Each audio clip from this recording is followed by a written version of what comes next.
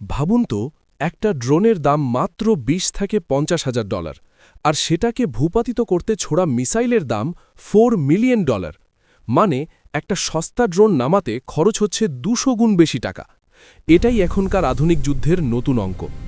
Hello বন্ধুরা, আজকের ভিডিওতে আমরা বুঝব কিভাবে ইরানের সস্তা ড্রোন পুরো বিশ্বের সবচেয়ে শক্তিশালী এয়ার ডিফেন্স সিস্টেমগুলোকে চ্যালেঞ্জ করছে, আর কেন এই সস্তা অস্ত্র বনাম দামি প্রতিরক্ষা এখন সামরিক কৌশলের বড় বাস্তবতা হয়ে উঠছে। ইরান যে ড্রোনগুলো ব্যবহার করে, যেমন শাহেদ 136, এগুলোকে বলা হয় লয়টারিং মিউনিশন বা কামিকাজে ড্রোন। এগুলো খুব সিম্পল ডিজাইন, ছোট ইঞ্জিন, জিপিএস গাইডেন্স আর বিস্ফোরক। সবচেয়ে বড় বিষয়, এই ড্রোনগুলো খুব দ্রুত এবং হাজার হাজার সংখ্যায় তৈরি করা যায়। একটা ড্রোনের দাম প্রায় $২০ থেকে $৫০,০০০, যা আধুনিক মিসাইলের তুলনায় প্রায় কিছুই না। এখন সমস্যা শুরু হয় যখন এগুলোকে থামাতে হয়।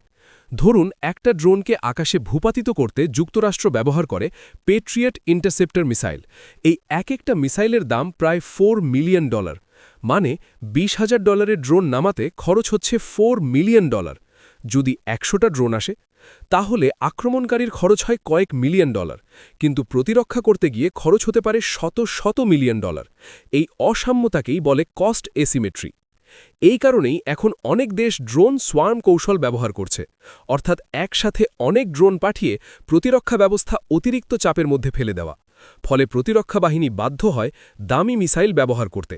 তাই ভবিষ্যতের যুদ্ধ শুধু শক্তির লড়াই না, এটা অর্থনীতির লড়াইও। যে দেশ কম খরচে বেশি চাপ তৈরি করতে পারবে, সে অনেক সময় বড় শক্তিকেও সমস্যায় ফেলতে পারে।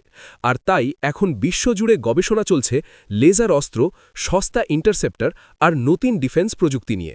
যুদ্ধের প্রযুক্তি বদলাচ্ছে দ্রুত, আর এই পরিবর্তন বুঝতে পারাটাই সবচেয়ে গুরুত্বপূর্ণ। ভিডিওটি ভালো লাগলে শেয়ার করুন, আর এমন আরও বিশ্লেষণ পেতে সাবস্ক্রাইব করতে ভুলবেন না। ধন্যবাদ।